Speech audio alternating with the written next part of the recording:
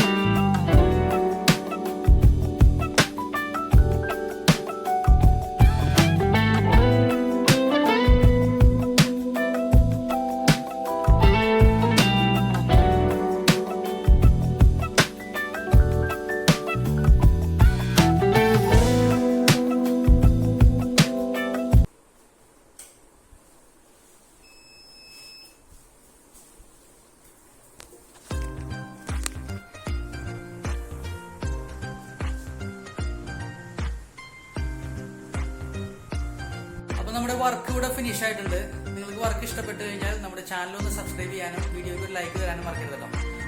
പേജും ഇൻസ്റ്റാഗ്രാം പേജും ഒന്ന് ഫോളോ ചെയ്യാനും മറക്കരുത്. അപ്പോൾ അടുത്തൊരു വീഡിയോയുമായി വരുന്നവരെ